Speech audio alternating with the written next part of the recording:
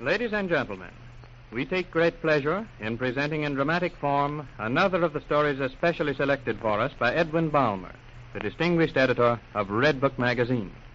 We are pleased to announce that the publishers of Redbook have given us special permission to broadcast these stories.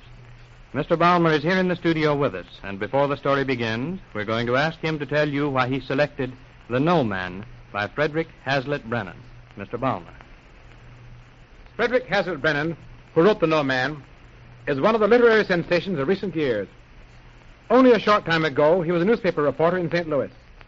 There he began to put in short stories some of the surprising things he saw and experienced. New things were happening. New people of all sorts were appearing in American cities, and he was the first to put many of them authentically upon a page. Naturally, the magazines began competing for his stories, and naturally, Hollywood howled for him to come out there and make pictures. He did so, and he saw Hollywood as only he could. The No Man is a story of Hollywood, written by the super brilliant reporter Frederick Hazlitt Brennan, and we are delighted to give it to you. Thank you, Mr. Balmer. Now for the story. Max Lowell is the president of Independent Pictures Incorporated. A supervisor, a director, and 2 writers have just filed out of his office, and he sinks back in his chair with a snort of disgust. The disturbing thought of Brian Byrne crosses his mind. Only a week ago, that trouble-making, insulting Irisher lowlife Byrne had stood in that very office and blurted out, "You're the world's prize fall guy, Max. You let these Hollywood chiselers make a sap out of you 40 times a day. You enjoy it. You'd sell your soul for a yes and a slap on the back. You're just dumb." And Max Lowell had risen in his wrath and shouted, "Get out! Never do I want to see your Irish face again. I'm dumb, am I? You lowlife, you Irisher, get out!" And Max had meant every word he said. But now, for a moment, as he leans back in his swivel chair, he wishes the lowlife Irisher were back with him. Brian Byrne would tell you the truth, always the truth. Money meant nothing to Brian. But no, the fellow was insufferable. Max dismisses the thought of Brian and pushes the electric button to summon his secretary. You rang for me, Mr. Lowell? Why won't somebody tell me the truth, Miss Hurst? Am I too unreasonable to hear the truth? Well, I thought that... I shot the story of those 2 second-rate playwrights full of holes in 10 minutes, and they didn't stick to their guns. They backed down and they yesed me. Everybody yesed me. Oh, yes, sir. And when they go back east, they'll give out interviews saying they don't want to let us write anything good in Hollywood. They don't want that.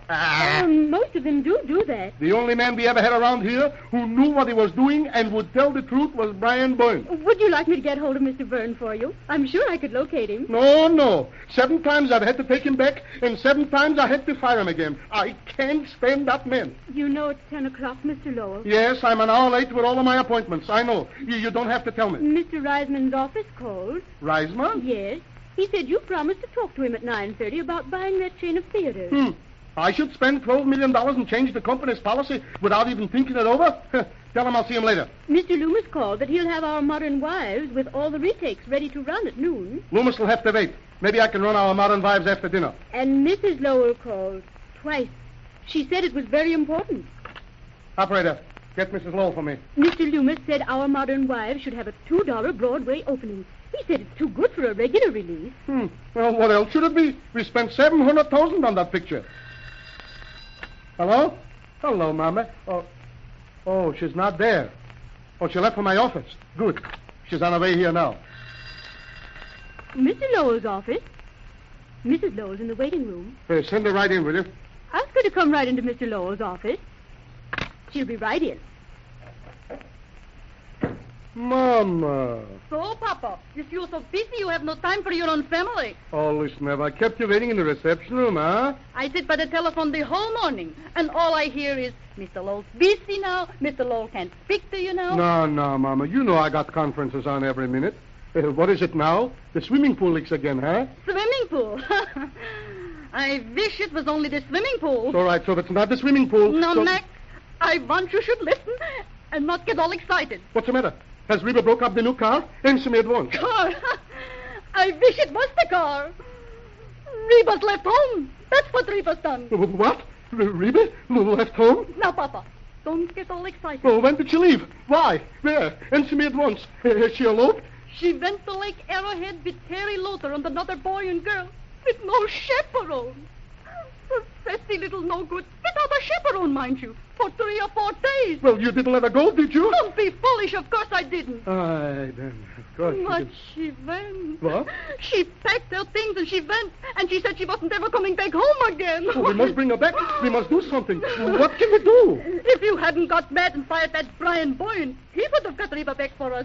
Brian Boyne. He had a way with Reba. He was the only one that could ever do anything with her. Miss Hoist, Yes, Mr. Lowell. I want you should find Brian Boyne. Try Caliente first. Maybe he went to Palm Springs or to Big Bear. Or maybe Frisco, Las Vegas. I heard he was in Seattle on Thursday. Well, try Seattle. Try everywhere. Quick. I'll find him, sir. No, Mama, don't cry. Brian will get River back for us, all right? Don't worry. That Irish lowlife can do it, all right.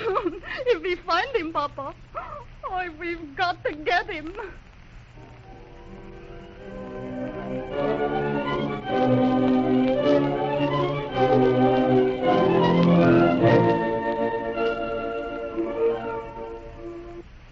We found Mr. Verne, Mr. Lowell. At last. Where?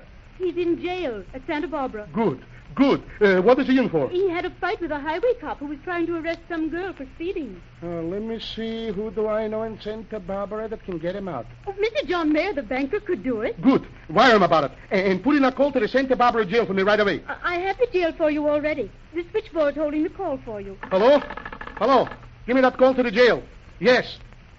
Hello? Say, listen. This is Mr. Max Lowell, president of Independent Pictures. I want you to let me speak to Brian Boyne. Brian Boyne, you've got him in there. Say, is this the chief? What? Brian won't speak to me. Listen. I want you to tell Mr. Boyne that it ain't business I want to talk to him about. Tell him it's my little girl, Reba. My little Reba, you understand? Good. Hello, Brian, is that you? Now listen, Brian, I don't want you should act this way. What I said and what you said ain't neither here nor there. Reba has run away. Yes. Her mama is all upset and crying for her. And listen, I don't feel any too good either. Brian, listen, you got to find her and you got to bring her home. Listen, would you want my little Reba to marry an actor? You told me yourself we should not let her be taken in by some no-good Hollywood lowlife. Yes. She told her mama she went to Lake Arrowhead, yes. I'll get you out, Brian. Already I've wired you $5,000. Yeah, I want you to leave for Arrowhead at once. Hire a plane or anything, but bring little Reba back to her mama, yes. Now listen, Brian. Listen. Oh, he hung up. He's going to do it for you. Yes, Brian will try. Mr. Loomis is still holding an operator to run our Modern Wives. It's 6 o'clock. And Mr. Reisman wants to know if you'll dine with him at the Roosevelt. Tell them both I'm too busy. The truth is I'm too worried. I'm going home now to wait for Reba.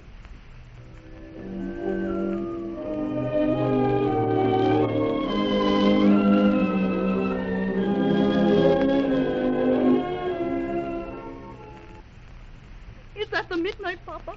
You'd better call the police here. No, don't worry, Mama. Brian will bring Reba home all right. That's all right. Don't worry. Maybe it's Reba. Oh, a car. Mama, it's a car. Hey, Max! Mama, Papa. Reba. Oh, I'm so glad to be home, Mama. Oh, it's all right now, Reba. It's all right.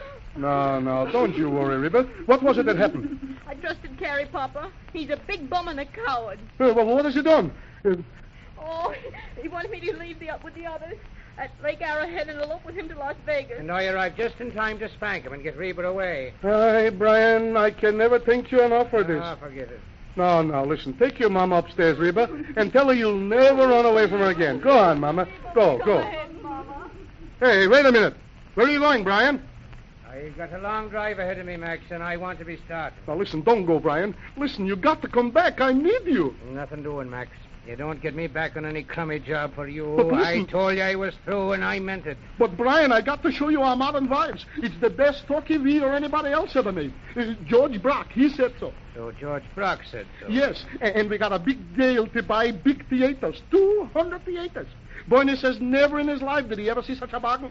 So that's what Bernie said. Listen, I know for once in your life you'll agree with George and Bernie. Agree with those chiselers? I'll bet the picture's a flop, and that theater deal smells of Bernie. Oh, no. It's a fine picture and a fine deal, too. Well, I got to be going. I brought Reba home, and that's enough. And you know Sonia Sylvia? She's a rave in the picture, Brian. We got to sign her quick for a year or two.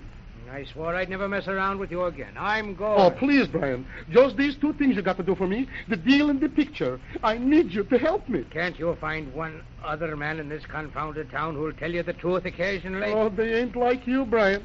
They all got access to grind. They want money or big jobs or something. Listen, then, and I'll tell you something. I saw some rushes of that picture before I quit.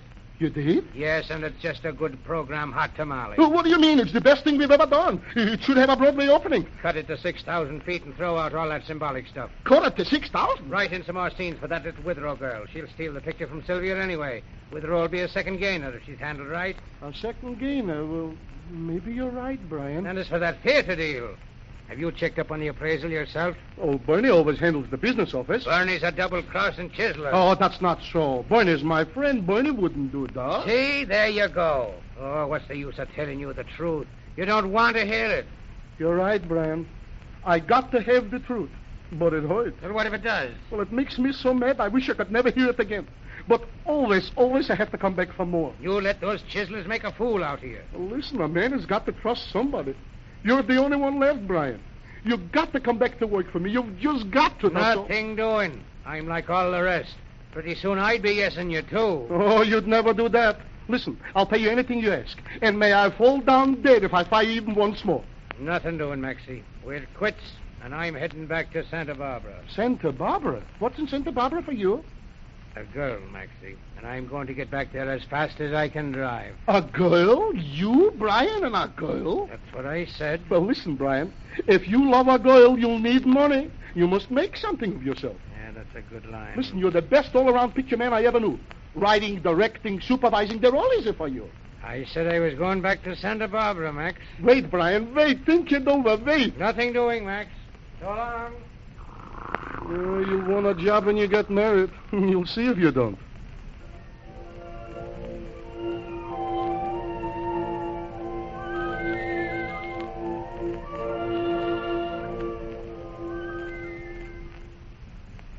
Mr. Bryan to see you, Mr. Law. Brian Boyne? Show him in. This way, Mr. Byrne. Thank you. Brian, am I surprised? Well, you win, Maxie. I've come to take that job. Great. Fine. That makes me so happy, I would be ashamed to tell you. I was married 2 days ago. When do I start to work and where? Sit down. Sit down, my boy. You'll start writing, directing a new picture that I've got an idea for. What's the story? Listen while I tell it to you. It's all wow. A girl who used to run with crooks marries the district attorney and doesn't tell him about her past. Her old gangster boyfriend is framed for murder, and the district attorney tries him. She knows that he is innocent. Shall she tell what she knows to save him and probably lose her husband, or shall she let him die? How's that for a situation? Not bad, Max. Not bad at all. You really mean that, Brian? Why, yes, of course. What's that? What's that you said? I said yes. You said yes. You're yesing me. Why, no, Max, but... Listen, Brian, I got a job for you, but it ain't here. It's down on that ranch of mine below Caliente. I want you should go down and run it for me. I want you should leave at once. The yacht is at Wilmington. Take it. Get out of here tonight. Get out before I change my mind, and I'll let you stay here to yes me. Yes, sir. Oh, I assure you. This story, The No Man, by Frederick Hazlitt Brennan, was broadcast by special permission of the publishers of Redbook Magazine. Next week at this same time, we take pleasure in announcing that we will present another Redbook story in dramatic form. This story was adapted for the radio by Lawrence Holcomb.